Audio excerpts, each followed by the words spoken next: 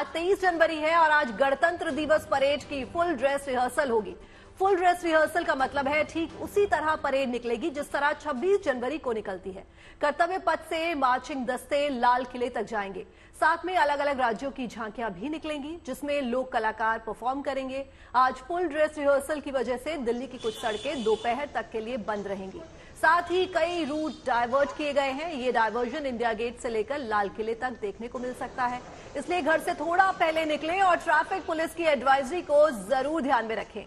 हर बार की तरह झांकियां परेड का आकर्षण रहेंगी। उत्तर प्रदेश की झांकी महाकुंभ की झलक जो है इसमें आपको देखने को मिलेगी। इन दिनों यूपी के प्रयागराज में दुनिया का सबसे बड़ा मेला महाकुंभ लगा हुआ है। देश विदेश से सनातन को मानने वाले इस मेले में डुबकी लगाने के लिए यहां पहुंच रहे हैं।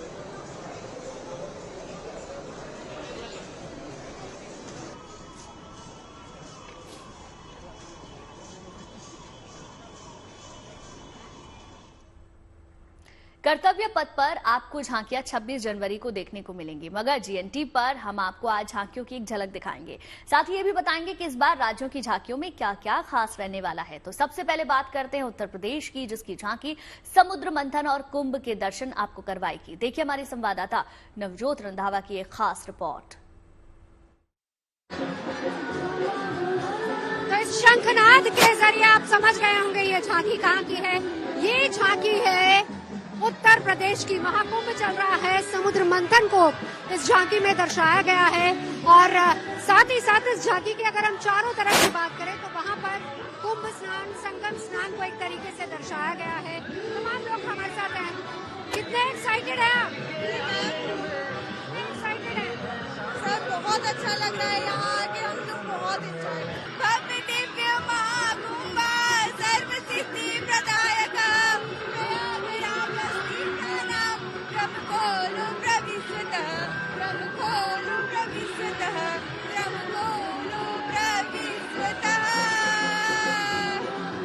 एकता और आध्यात्म का संदेश देती उत्तर प्रदेश की ये झांकी जो हम आपको दिखा रहे हैं, जिसमें आप देख सकते हैं बहुत ही खूबसूरती के साथ यहाँ पर इस पूरी झांकी को दर्शाया गया है। महाकुंभ को यहाँ पर प्रदर्शित किया गया है। क्या थीम है इस बार? हमारी थीम है प्रयागराज महाकुंभ, भव्य दिव्य महाकुंभ जी। और क्या कुछ दिखाया गया है पूरी झांकी में?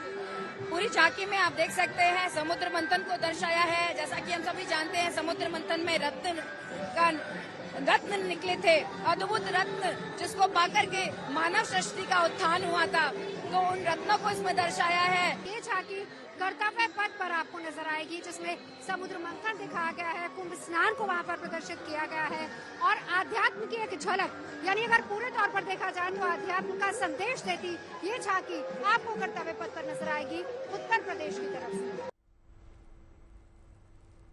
अगर धरती पर कहीं जन्नत है तो वो कश्मीर है, इसलिए कश्मीर को हिंदुस्तान का ताज भी कहा जाता है। बेमिसाल खूबसूरती की वजह से इसे धरती की जन्नत से जो है वो उसका दर्जा दिया गया है और जम्मू कश्मीर की कला और संस्कृति के ये रंग 26 जनवरी को गणतंत्र दिवस की परेड में भी देखने को मिलेंगे।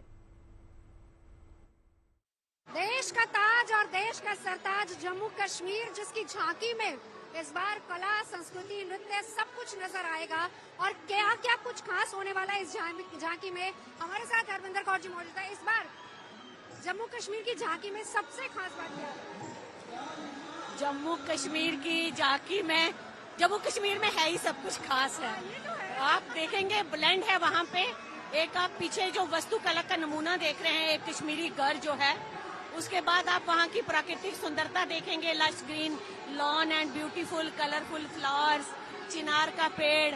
देखिए झांकियाँ न केवल आपकी स्टेट को रिप्रेजेंट करती हैं, लेकिन बहुत खास ये होता है कि कैसे आप इन कलाकारों को प्रमोट कर रहे हैं।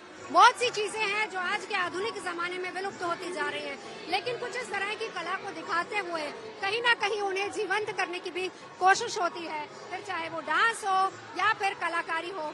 कितने एक्साइटेड हैं आप? बहुत ज्यादा। कितनी तैयारी की है जी? तैयारी कितनी की है? तैयारी तो पूरे महीने से चल रही है। रोज प्रैक्टिस जी, 8 to 8। ये जो आपने ड्रेस पहनी है, माथे पे लगाया, क्या कहते हैं इसको कसाबा कहते हैं और इसको फेरन कहते हैं। मुझे ये लगा है ये तुमार है, तुमार। ये बहुत हैवी होता है। तो ये किस एरिया, जम्मू कश्मीर के किस एरिया में लोग पहनते हैं? कश्मीर बेसिकली, क्योंकि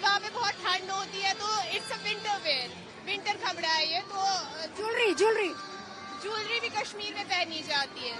यस, ऑन ट्रेडिशनल। और ये जो हमारा डांस है ये ड्यूरिंग मेहंदी रात होती है ना, शादियों पे किया जाता है और ईद पे किया जाता है, रमजान के एंडिंग पे किया जाता है। चलिए कैरी ऑन, हम देखेंगे आपको कर्तव्य पथ पर। बहुत बहुत शुक्रिया। Thank you. देखिए यहाँ के कलाकार बेहद एक्साइटेड है, कोई पहली बार आया है, कोई दूसरी बार आया है, लेकिन कुल मिलाकर अपनी संस्कृति को दिखाने का ये मौका। फिलहाल देश का ताज और सरताज जम्मू कश्मीर, जिसकी झांकी हम आपको दिखा रहे थे।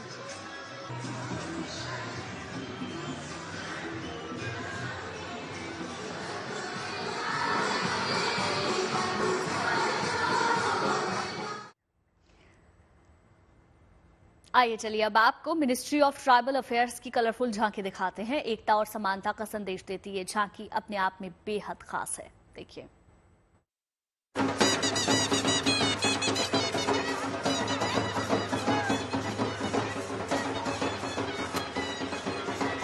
तो मिनिस्ट्री ऑफ ट्राइबल अफेयर्स की भी झांकी आपको यहाँ पर नजर आ जाएगी। हो सकता है मेरी आवाज आपको ना सुने, लेकिन उसका ये रंग आपको कर्तव्य पथ पर नजर आएगा, जहाँ पर तमाम कलाकार परफॉर्म करते हुए भी आपको दिखेंगे।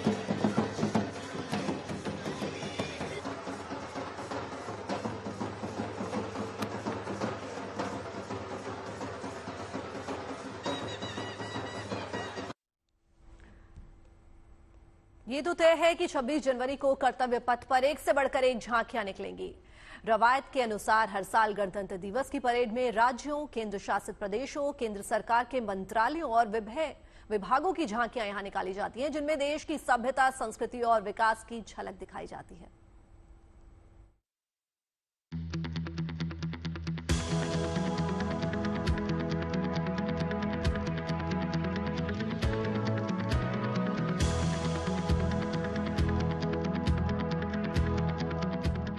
भारतीय गणतंत्र के महापर्व के अवसर पर 26 जनवरी को इस बार राजधानी दिल्ली के कर्तव्य पथ पर देश की आन बान और शान के भव्य झांकियां निकलने जा रही हैं। गणतंत्र दिवस समारोह के दौरान कर्तव्य पथ पर एक ओर देश की फौजी ताकत की नुमाइश होगी, तो साथ ही साथ यहां पर महाकुंभ की झांकी के जरिए भारत के पौराणिक सांस्कृतिक विरासत के साथ साथ आध्यात्मिक शक्ति की भी झलक देखने को मिलेगी। गणतंत्र दिवस के मौके पर उत्तर प्रदेश की झांकी ने इस बार महाकुंभ को अपनी थीम बनाया है। महाकुंभ जो प्रयागराज में इस वक्त चल रहा है, जहां करोड़ों लोग हर दिन डुबकी लगा रहे हैं, उसी महाकुंभ को इस झांकी में थीम बनाया गया। आप देख सकते हैं कि किस तरह से साधु महात्मा इस झांकी पर दिखाए गए हैं, शंखनाद करते हुए दिखाए जा रहे हैं। इसके अलावा आप देखिए समुद्र मंथन, जिस तरह से अमृत कलश समुद्र मंथन में निकला था, और इसको भी यहाँ पर इस झांकी में रखा गया है। तो उत्तर प्रदेश की झांकी इस बार महाकुंभ की थीम के साथ है। आध्यात्मिक थीम यहाँ पर उत्तर प्रदेश की झांकी में दिखाई दे रहा है। समुद्र मंथन की ये झांकी दिव्य अमृत और ज्ञान की खोज का प्रतीक है। ये झांकी आध्यात्मिक और सांस्कृतिक महत्व से भरपूर भारत की सदियों पुरानी महाकुंभ की परंपरा की झलक दिखलाती है। महाकुंभ 2025 विरासत एवं विकास, ये हमारी झांकी की थीम है, जिसमें हमने अपनी सांस्कृतिक विरासत के साथ साथ विकास और डिजिटल दोनों चीजों को दिखाया है, क्योंकि डिजिटल माध्यम से जो प्रदेश में विकास हो रहा है वो भी हमने इसके माध्यम से प्रदर्शित किया है। झांकियों की इस कड़ी में आधुनिक भारत की सैन्य शक्ति भी खास तौर से प्रदर्शित की जा रही है। इस बार भारतीय सशस्त्र बलों की झांकी के रूप में पहली बार सेना के तीनों अंगों की संयुक्त झांकी प्रस्तुत की जाएगी। इसमें जल, थल और नभ में सशक्त और सुरक्षित भारत की तस्वीर पेश की जा रही है। इस झांकी में स्वदेशी टैंक, वायुसेना के आधुनिक लड़ाकू विमानों और हेलीकॉप्टरों और नौसेना के विध्वंसक जहाजों का एक साथ संचालन को दिखाया जा रहा है, जो सेना के तीनों अंगों के बीच अनूठे तालमेल और इंटीग्रेशन को दर्शाएगी। We are now moving towards integration and jointness in our service, and this is exactly what is being portrayed here. We have the joint operations room, which is showcasing jointness in operations, and as we are moving towards network centricity, this is a operations room in which all the three services will be able to monitor jointly. इसके अलावा रक्षा अनुसंधान और विकास संगठन की झांकी में सेना के लिए स्वदेश में बने अत्याधुनिक साजो सामान प्रदर्शित किए जा रहे हैं। खास तौर से इसमें देश के नवीनतम रक्षा कवच की नुमाइश भी की जा रही है। ये थीम के ऊपर प्रभावित है कि हम अगर देश का सुरक्षा करना चाहें तो सबसे पहले हमारा निगाह करना जरूरी है कि कहां से चीज आ रहा है। इसके लिए हम लोगों ने काफी सारा सिस्टम डिप्लॉय किया। अगर आप उधर देखेंगे, we have got Netra AWNC जो AWACS कहते हैं, इसके ऊपर प्राइमरी रडार रहता है। वो कम से कम 300 किलोमीटर दूर से हम डिटेक्ट करते हैं कि कोई अटैक हमारे पास आ रहा है क्या। देन उसी के अंदर एक IFF रहता है, आइडेंटिफाइंग फ्रेंड और फो। तो उसमें से पता चलता है कि ये एनिमी है नहीं है। वो जब पहला इंफॉर्मेशन आता है उसको सप्लीमेंट करने के लिए पीछे हमारी रडार से लॉन्ग रेंज रडार जो है वो डिटेक्ट करते हैं हमारा ट्रैक ट्रैजेक्टरी को। सभ्यता, संस्कृति और सामरिक रक्षा से लेकर सामाजिक सुरक्षा तक तमाम विषयों पर शानदार झांकियां इस बार कर्तव्य पथ पर निकलेंगी। इस दौरान लखपति दीदी वाली ग्रामीण विकास मंत्रालय की झांकी में महिलाओं के आर्थिक सशक्तिकरण की तस्वीर दिखेगी। तो गुजरात की झांकी में 12वीं से 21वीं सदी तक के विकास की कहानी देखने को मिलेगी। टैब्लू में आपको भगवान बिरसा मुंडा के 150 बर्थ एनिवर्सरी की भी झलक देखने को मिलेगी और सरदार वल्लभ भाई पटेल का जो स्टैचू है उसकी भी एक झलक आपको मिलेगी। और इन टैब्लू में स्टेट और यूनियन टेरिटरीज अपनी रिच हेरिटेज, कल्चर और किस तरह से उनका विकास हो रहा है ये दर्शाएंगे।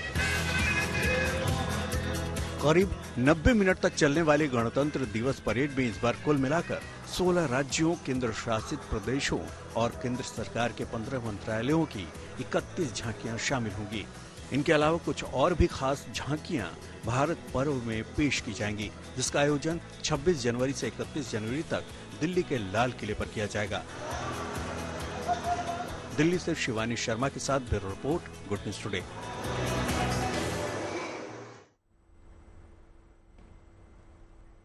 चलिए अब हम आपको दिखाते हैं सेना के शौर्य की दो खास तस्वीरें। एक तस्वीर महाराष्ट्र के देवालाली से आई है, जहां सेना की आर्टिलरी रेजिमेंट ने सालाना फायर पावर और ट्रेनिंग एक्सरसाइज का शानदार प्रदर्शन किया।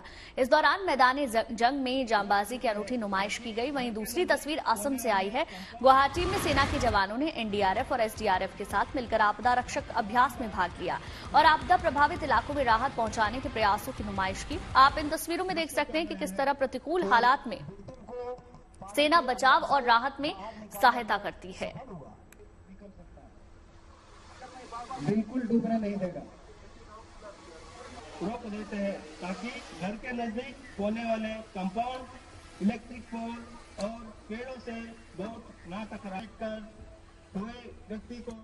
और अब बात मौसम के मिजाज की कर लेते हैं। 26 जनवरी से ठीक पहले मौसम ने यू टर्न मार लिया है। बीती रात दिल्ली के कई इलाकों में बारिश हुई और आज भी आसमान में बादल छाए रहने के अनुमान है। बीते कुछ दिनों से दिल्ली में अच्छी खासी धूप खिली हुई थी, मगर इस बदलाव से एक बार फिर ठंड बढ़ गई है। वहीं पहाड़ों में बर्फबारी का दौर जारी है। कश्मीर से लेकर उत्तराखंड और हिमाचल तक ऊंची ऊंची चोटियां बर्फ से ढकी हुई नजर आ रही हैं। जम्मू कश्मीर का गुलमर्ग और उत्तराखंड का औली आजकल स्की प्रेमियों से गुलजार है। ताजा बर्फबारी से यहाँ हर किसी के चेहरे जो हैं वो खिल चुके हैं। बर्फबारी के बीच पर्यटक भी मौज मस्ती का कोई मौका नहीं छोड़ रहे हैं। सैलानियों की आमद से कारोबार में भी काफी इजाफा हो रहा है। तो आप देख सकते हैं किस तरह से बर्फबारी ने लोगों के चेहरे खिला दिए हैं, चाहे वो तस्वीर कश्मीर के गुलमर्ग की हो या फिर उत्तराखंड के औली की। हर तरफ पर्यटक जो हैं वो खुश नजर आ रहे हैं, क्योंकि उन्हें बर्फबारी जो है वो लगातार देखने को मिल रही है।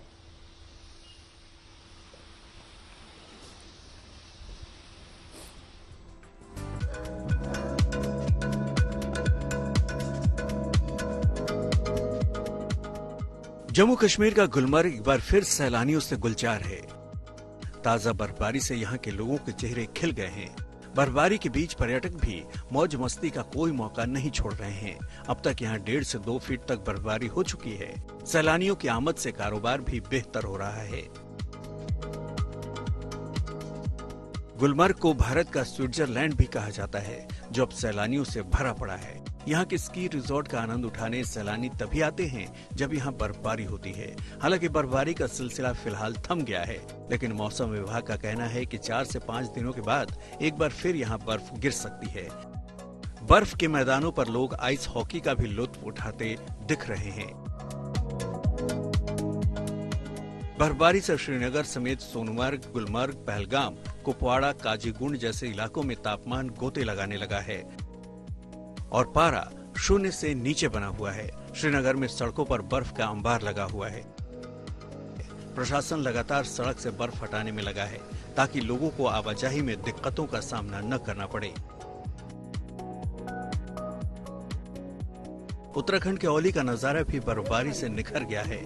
यहाँ पर दूर दूर तक सिर्फ बर्फ ही बर्फ नजर आ रहा है। यहाँ पर लोग भी चाहते हैं कि जाड़े के मौसम में भारी बर्फबारी हो ताकि स्कीइंग के शौकीनों की मन्नत पूरी हो सके, क्योंकि दुनिया में औली स्कीइंग के लिए मशहूर है और स्कीइंग के शौकीन यहाँ पहुँचने लगे हैं। औली में देश के कोने कोने से पर्यटक इन दिनों ढलानों पर स्कीइंग के गुर सीखने भी पहुँच रहे हैं। गढ़वाल मंडल विकास निगम ने स्कीइंग प्रेमियों के लिए स्कीइंग के कोर्स भी शुरू कर दिए हैं, जिसमें छोटे छोटे बच्चे से लेकर हर उम्र के लोग अपनी हसरतों को पूरा कर रहे हैं। मैं स्की कोर्स में आया हूँ 14 डेज में। यहाँ पे काफी अच्छी ट्रेनिंग मिल रही है, खाना अच्छा है। औली में जो ट्रेनिंग स्लोप है हमारा, उसपे तो भरपूर स्नो है, स्की लिफ्ट हमारी चल रही है और जो सीखने वाले प्रैक्टिस वाले बच्चे उनके लिए तो अच्छी स्नो है।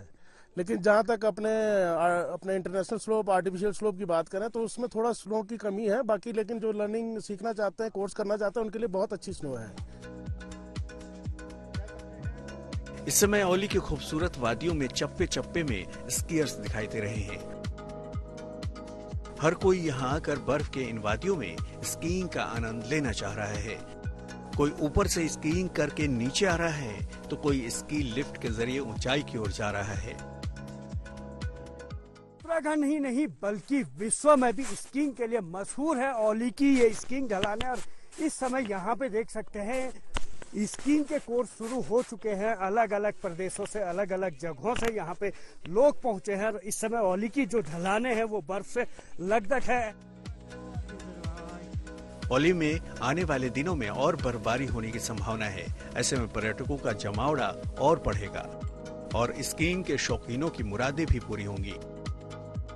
औली से कमल नयन सिलोड़ी, गुलमर्ग से मीर फरीद और श्रीनगर से अशरफ वानी के साथ bureau report, good news today. बर्फीले तूफान के बाद फ्लोरिडा के डस्टिन शहर की सड़कों पर बर्फ बिछ गई। डस्टिन की ड्रोन तस्वीरें हैं। यहां करीब 9 इंच तक बर्फ गिरी है। इसके साथ ही फ्रीजिंग बरसात ने उत्तरी फ्लोरिडा के कुछ इलाकों में लोगों को घर में कैद कर दिया है।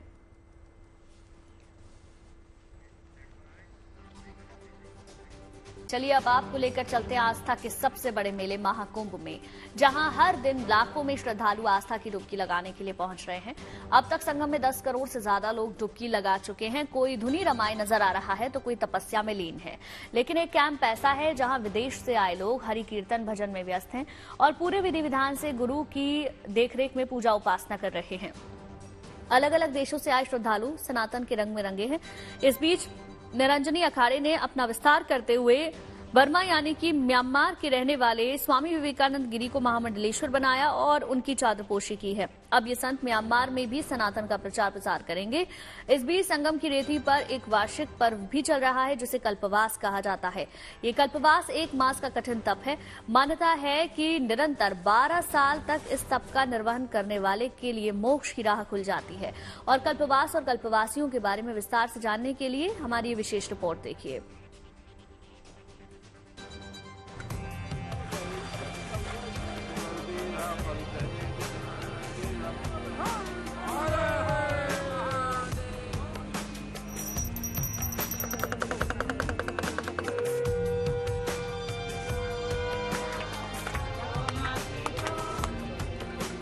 कल्पवास यानी पुण्य सलीला गंगा के तट पर पूरे माघ महीने तपश्चर्या के साथ वास करना।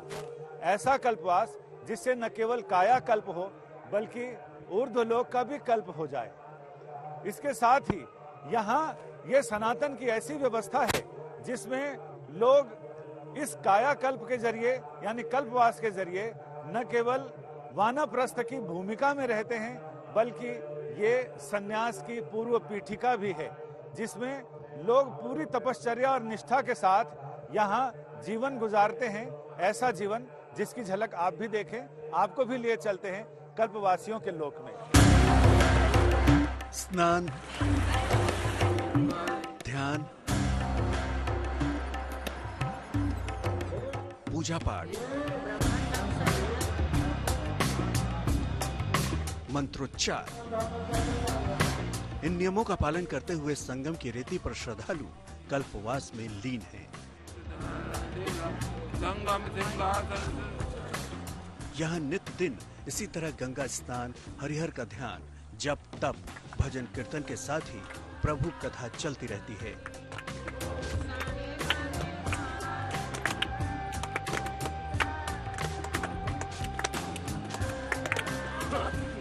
पर्णकुटी में रहते हुए कल्पवासी यहाँ ब्रह्म मुहूर्त में गंगा स्नान कर हरि पूजन के विधान का प्रारंभ करते हैं। यहाँ कल्पवासी हर दिन 3 बार स्नान तो एक समय ही भोजन करते हैं, जिसमें गंगा जल का उपयोग किया जाता है। दोपहर को भगवान को भोग लगाकर प्रसाद पाना और इसके बाद कथा कीर्तन में जाना इनकी दिनचर्या होती है। रात में कल्पवासी फलाहार करते हैं और फिर उसके बाद शयन करते हैं। पुण्य सलीला गंगा के तट पर कल्पवास करने के लिए प्रयाग में ही लाखों लोग मौजूद हैं। वैसे गंगा के पूरे मार्ग पर जहां जहां गंगा जी बहती हैं, वहां लोग कल्पवास करते हैं। हमारे साथ एक परिवार की 3 पीढ़ियां हैं जो यहाँ कल्पवास कर रही हैं। 3 पीढ़ियों का मतलब दादाजी और उनके बच्चे और उनके भी पोते पोतियां सारे, यानी एक तरह से एक घरेलू ट्रेनिंग भी यहाँ हो जाती है कि आगे कल्पवास कैसे करें, नई पीढ़ी तक ये चीज जाती है। तो कल्पवास का आप लोगों का मतलब मकसद क्या रहता है? कल्पवास जो है सनातन संस्कृति जागृत करने के लिए, आत्म शुद्धि के लिए किया जाता है और ईश्वर प्राप्ति के लिए। कल्पवासियों के साथ उनके परिजन भी होते हैं जो यहाँ उनके तप को निर्विघ्न संपन्न कराने में सहयोग करते हैं। मैं 2012 से आती हूँ यहाँ पे। भगवान से जुड़ने का एक अच्छा साधन है और जानते अपने अध्यात्म को, संस्कृति को, अपने परिवार को बहुत अच्छे से पहचान पाते हैं। आगे मैं भी आऊँगी यहाँ पे कल्पवास करने। मैं 2012 से आ रही हूँ और तब मैं बहुत छोटी थी और चीज़ें धीरे धीरे जब मैं बड़ी हुई तो चीज़ों को समझने लगी। बहुत अच्छा है। कल्पवास माघ माह में किया जाने वाला तप है। पौष पूर्णिमा से शुरू होकर ये पूरे 1 मास तक चलता है, जिसमें कल्पवासी को कठिन नियमों का पालन करना होता है। ये परंपरा सदियों से चली आ रही है। जो कल्पवास है, ये सबसे पहले ब्रह्मा जी ने यहाँ 100 वर्ष तक निरंतर यज्ञ किया, जिस नाम से इसका नाम प्रयाग पड़ा। याग अर्थात यज्ञ, उसमें प्र उपसर्ग लगने के कारण इसका नाम प्रयाग हुआ। और उस कालखंड में, चूंकि यज्ञ हुआ उस कालखंड में, यहाँ ऊर्जा का विशिष्ट प्रभाव हुआ। बड़े बड़े ऋषि महर्षि मुनि आते थे, वो अपने 11 महीना के किए हुए ज्ञान को 1 महीने में यहाँ प्रवाहित करते थे। उसे सुनने के लिए व्यक्ति आता था और घास फूस की झोपड़ी डालकर यहाँ रहता था। तब ये टंट आदि नहीं थे, उस समय से ये परंपरा चली। मान्यताओं के अनुसार जो कल्पवासी 12 वर्ष तक हर वर्ष कल्पवास करते हैं, वो मोक्ष के भागी बनते हैं। माघ मकर गत रवि जब होई, मकर का प्रवेश जब माघ के महीने में होता है तो यहाँ एक विशिष्ट ऊर्जा का प्रवाह होता है जो अनंत काल से चला आ रहा है। 12 का इसमें उद्देश्य ये है कि चूंकि सूर्य के मकर प्रवेश में ही ऐसा होता है, इसलिए सूर्य की जो कलाएं हैं वो 12 हैं। मेघ वृक मिथुन आदि ये 12 कलाएं हैं, इसलिए इसमें 12 का प्रवेश किया गया होगा। कल्पवास सनातन परंपरा में तपस्या का वार्षिक पर्व है। ये पूरे माघ मास में प्रभु के प्रति समर्पण का व्रत है। यहाँ की ऊर्जा के प्रवाह को लेना, माता गंगा का स्नान करना और अपनी साधना सिद्धि करना, साथ ही अपने मोक्ष या सांसारिक संसार में प्रवृत्ति और निवृत्ति दो प्रकार के मार्ग भगवान ने दिए हैं। निवृत्ति मार्ग मोक्ष के लिए ले जाता है और प्रवृत्ति मार्ग संसार की ओर ले जाता है। संसार की ओर प्रवृत्ति मार्ग से किया गया पूजा पाठ, ध्यान, कल्पवास, यह सब संसार में उन्नति देता है और सतपथ अच्छे मार्ग पर चलने का एक अच्छा सा रास्ता प्रदर्शित करता है। मान्यता है कि कल्पवास में किए गए पुण्य कार्य का फल एक कल्प में किए गए कार्य के बराबर होता है। इसलिए कल्पवास में कन्या भोजन कराने के साथ ही दान की भी परंपरा है।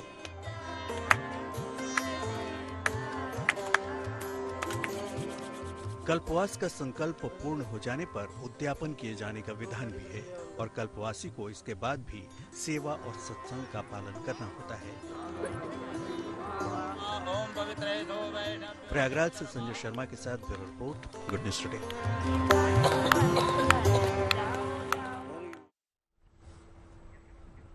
प्रयागराज के महाकुंभ क्षेत्र में सनातन के अलग अलग रूप देखने को मिल रहे हैं। कोई धुनी जमा रहा है तो कोई तपस्या में लीन है, लेकिन एक कैंप ऐसा भी है जहां विदेश से आए लोग हरि भजन कीर्तन में व्यस्त हैं और पूरे विधि विधान से गुरु की देखरेख में पूजा उपासना कर रहे हैं। देखिए।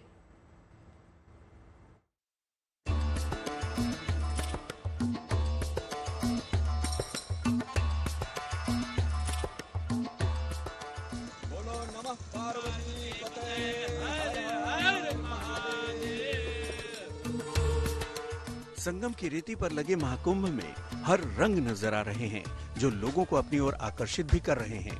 संगम का दूसरा नाम मिलन है और हर बार की तरह इस बार भी संगम की रेती पर लगे महाकुंभ में विदेशी लोगों का भी भारतीय परंपरा और संस्कृति से संगम हो रहा है।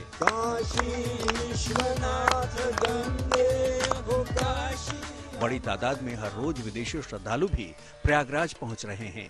ये लोग पूरी तरह से भारतीय संस्कृति के रंग में रंगे दिख रहे हैं। इन्हें महाकुंभ और सनातन संस्कृति का अच्छी तरह से ज्ञान भी है। ऐसा ही एक नजारा एक कैंप में दिख रहा है जो विदेशी लोगों से भरा पड़ा है।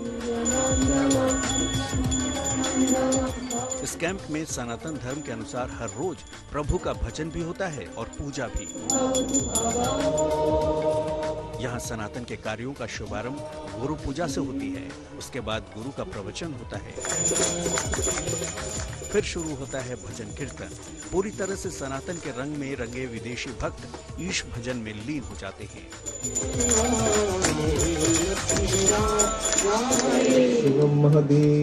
धर्म नगरी प्रयागराज में दुनिया से आए लोगों का भारतीयता से संगम तो हो ही रहा है। सनातन धर्म की महिमा का गुणगान दूर दूर से भी सुनाई दे रही है। बुधवार को महाकुंभ में निरंजनी अखाड़े ने अपना विस्तार करते हुए बर्मा यानी म्यांमार के रहने वाले स्वामी विवेकानंद गिरी को महामंडलेश्वर बनाया और उनकी चादरपोशी की गई। वैदिक मंत्रोच्चार के साथ आचार्य महामंडलेश्वर कैलाशानंद महाराज, साध्वी निरंजन ज्योति के अलावा साधु संतों ने उनको चादर पहनाई और आशीर्वाद दिया। अब ये संत बर्मा में भी सनातन का प्रचार प्रसार करेंगे। महामंडलेश्वर पद पे नियुक्त किया हुआ है, बहुत अच्छे संत है और उनके वहाँ नाना प्रकार की संस्थाएं हैं, जैसे उनके आश्रम है, उनके गौशाला है, उनका वेद विद्यालय है, जिन्होंने हमेशा सनातन की रक्षा के लिए कार्य किया है। और बर्मा में हमारा मानना बहुत ही काफी संत महात्मा वहाँ रहते हैं। जैसे सनातन परंपरा का निर्वाह भारत में हो रहा है, वैसे ही बर्मा में भी हो रहा है और बहुत अच्छी बात है। हमारे और बर्मा के संबंध बहुत अच्छे हो जाएंगे। हमारे संत महात्मा वहाँ जाएंगे, वहाँ के संत महात्मा आएंगे। हम यही कहना चाहेंगे कि जो हमारे नए नियुक्त महामंडलेश्वर है, उनको हम सभी आशीर्वाद देंगे, साधुवाद देंगे और ये कहना चाहेंगे कि आप जो है जनहित के लिए काम कीजिए। इस खास मौके पर स्वामी विवेकानंद गिरी के भक्त भी मौजूद थे। निरंजनी अखाड़े के इस कदम को सराहते हुए संत और महात्माओं का मानना है कि इससे भारत और बर्मा के बीच के संबंध भी प्रगाढ़ होंगे और सनातन धर्म का प्रचार प्रसार भी होगा। प्रयागराज से पंकज श्रीवास्तव के साथ bureau report, good news today. Mahakumbh में धर्म आध्यात्म से लेकर बाबाओं का अलग संसार बसा हुआ है। ऐसे ऐसे संत महात्माओं के दर्शन हो रहे हैं जिन्होंने अपने समाज कल्याण के उद्देश्य के लिए अपना जीवन समर्पित कर दिया। तो कई लोग पर्यावरण संरक्षण का संदेश लेकर महाकुंभ में भी पहुंच रहे हैं। महाकुंभ की विविधता यहां सबको अपनी ओर आकर्षित कर रही है।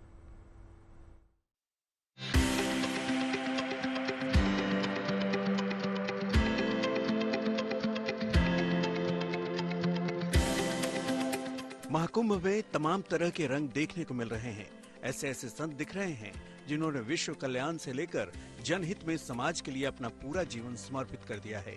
ऐसे संत सोशल मीडिया पर तो वायरल हो ही रहे हैं। संगम की धरा पर ऐसे साधुओं के दर्शन के लिए लोगों का जमावड़ा भी लग रहा है। ऐसे ही एक संत हैं पहलवान बाबा, जिन्होंने योग और कसरत के जरिए लोगों को जागरूक करने के लिए अपना जीवन समर्पित कर दिया है। हरियाणा में निवास करने वाले पहलवान बाबा युवाओं को प्रेरित करना चाहते हैं ताकि वो हर गलत आदतों से बच सकें और अपने स्वास्थ्य को लेकर गंभीर हो सकें। युवाओं को जगाना है, नशे को भगाना है, सबको स्वस्थ बना के भारत को विश्व गुरु बनाना है और इसलिए ये हमारा उद्देश्य है। हम जहाँ भी जाते हैं वहीं युवाओं को जगाते हैं। अब 50 साल की एज हो चुकी है मेरी और मैं एक हाथ से 10,000 पुशअप लगा लेता हूँ। 50 साल की उम्र में पहलवान बाबा की फिटनेस देखने लायक है। ये पुशअप भी लगा लेते हैं।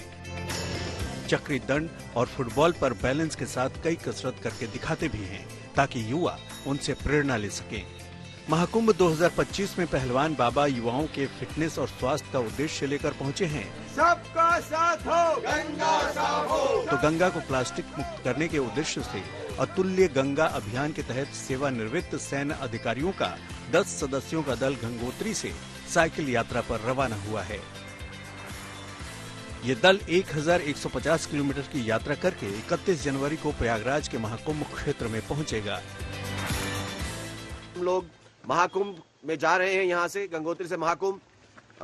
इसका एक ही मिशन है, प्लास्टिक फ्री गंगा। माने जितने भी प्लास्टिक है ये गंगा में नहीं जानी चाहिए। ये हमारा एक मिशन है और हम चाहते हैं कि सभी लोग इससे जुड़े। गंगा को प्लास्टिक मुक्त करना ये हमारा मिशन है। इस यात्रा का उद्देश्य गंगा को प्लास्टिक मुक्त बनाने के साथ साथ गंगा किनारे बसे लोगों को स्वच्छता, पौधारोपण और पर्यावरण संरक्षण के प्रति जागरूक करना भी है। ये दल यात्रा के दौरान स्कूलों और सामुदायिक कार्यक्रमों के माध्यम से गंगा का महत्व और प्लास्टिक प्रदूषण के दुष्प्रभावों के बारे में भी जागरूकता फैलाएगा। उत्तरकाशी से ओंकार बहुगुणा के साथ bureau report, good news today.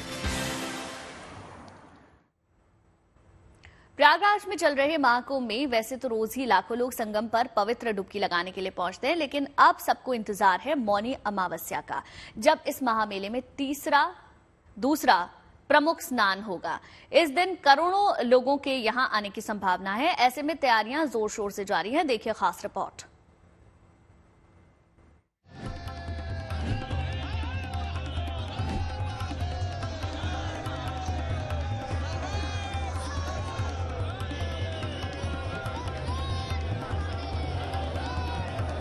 Prayagraj में चल रहे भव्य दिव्य महाकुंभ में साधु संतों, सन्यासियों और श्रद्धालुओं की जमघट लगी है। सनातन का जयघोष हो रहा है। साधु संतों के अखाड़ों की धर्म ध्वजा शान से लहरा रही है।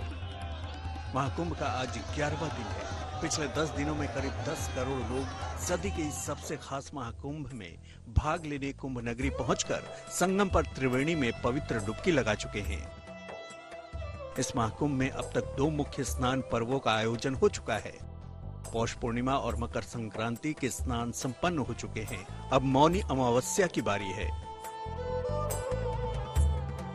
आज से ठीक छठे दिन यानी 29 जनवरी को मौनी अमावस्या की पावन तिथि पड़ने वाली है।